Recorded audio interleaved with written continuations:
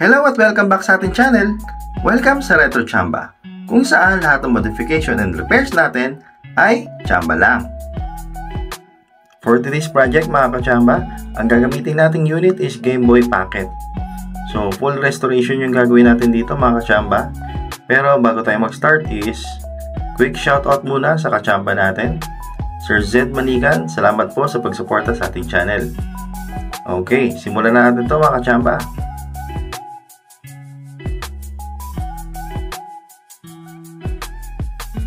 Ang mga parts na gagamitin natin mga kachamba para sa project natin is clear case. Meron din tayo ditong brand new na speaker. Meron tayong bagong mga screws,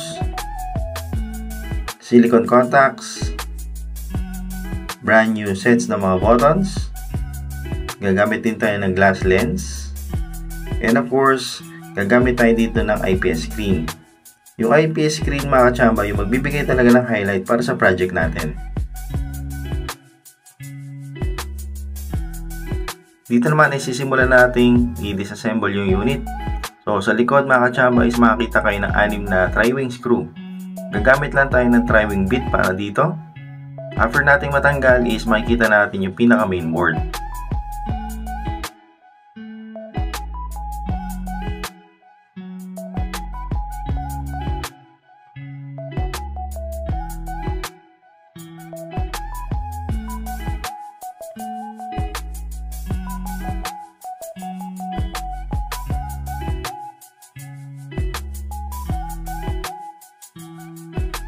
Dito naman sa main board mga kachamba is meron tayong 3 Phillips screw na kailangan nating i-remove.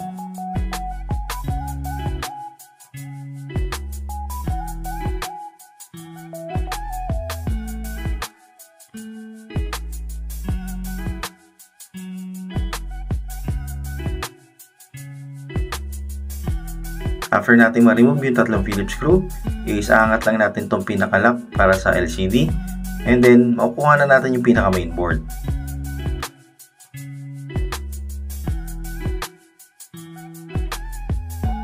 Dito naman mga kachamba is pwede nyo na i-check yung pinaka main board kung meron kayong dapat linisin. After nyan is itatabi muna natin siya.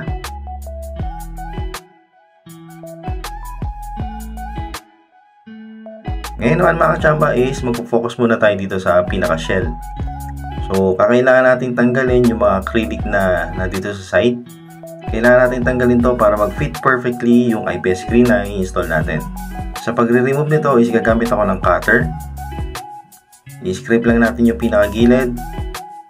Dahan-dahan lang mga kachamba and mag-iingat tayo sa paggamit nito. Then after nyan, is gagamit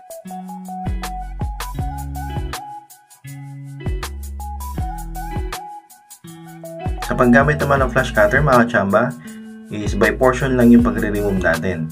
Mas maganda yung ganitong technique mga kachamba para meron kayong full control.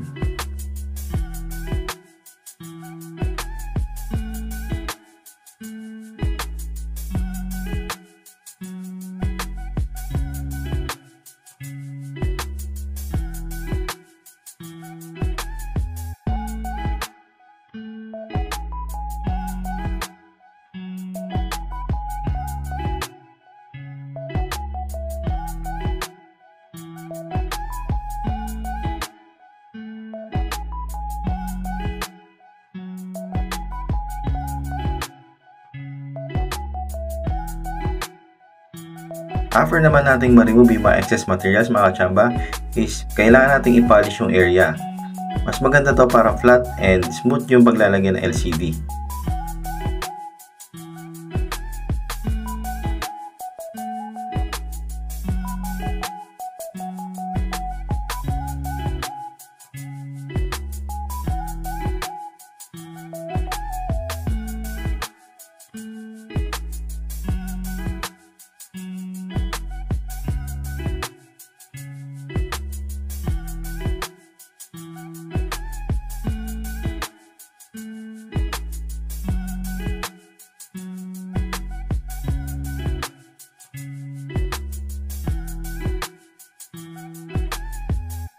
After naman natin may center yung pinaka LCD, is isasabay na nating install yung mga buttons.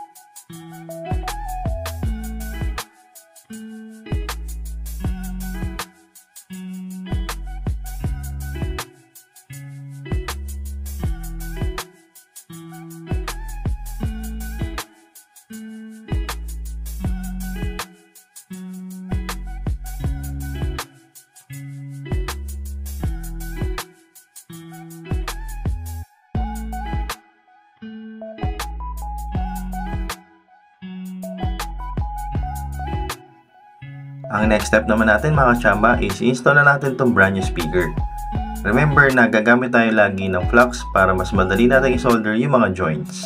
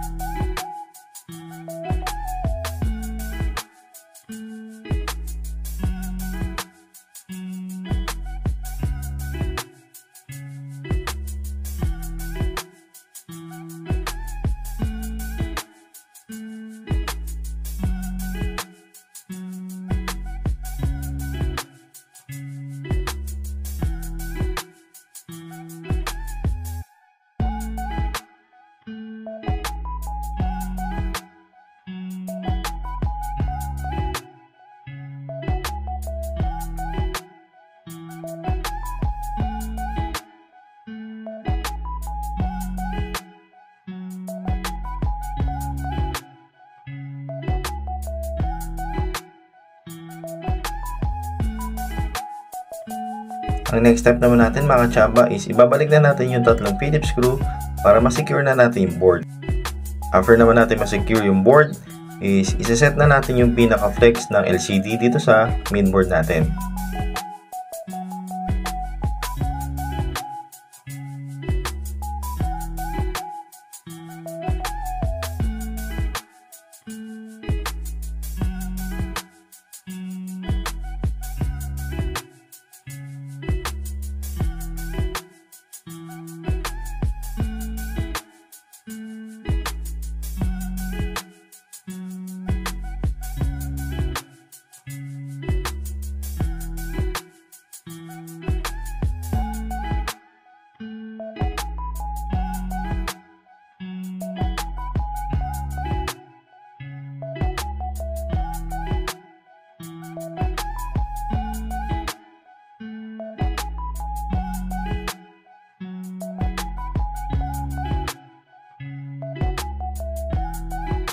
Ang next step naman natin mga kachamba is magsasolder tayo ng wire dito sa pinaka-flex ng LCD.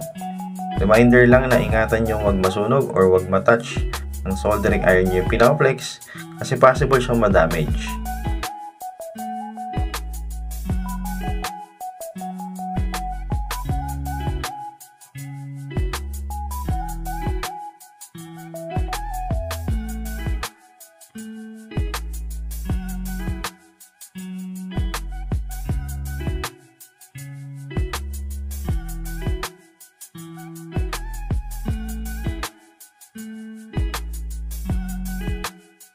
After natin ma-solder yung wire dito sa flex ng LCD, is i-connect naman natin siya sa power switch ng unit.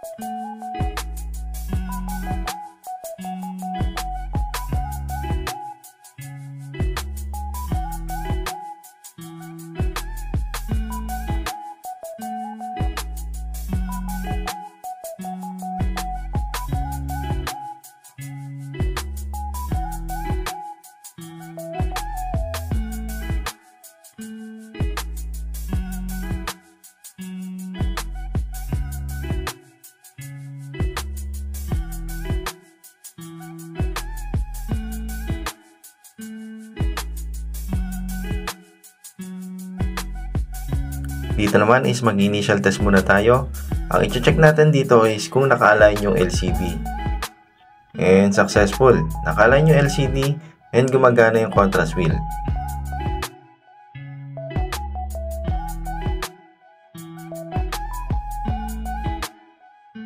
Ang next step naman mga kachamba is ibabalik na natin yung mga tri-wing. And after nyan, makakapag-test play na tayo mga kachamba.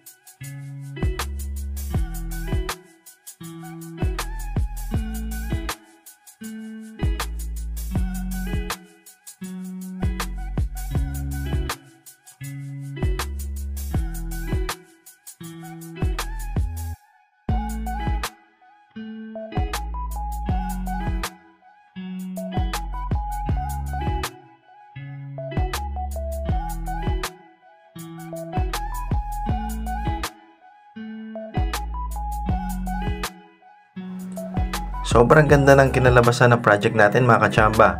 Very unique yung design and talagang na-highlight yung IPS screen gamit yung clear case.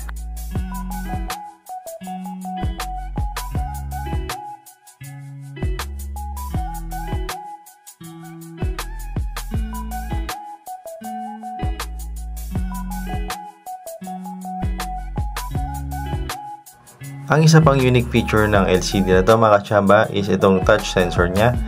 Pwede nyo palitan yung color palette ng LCD.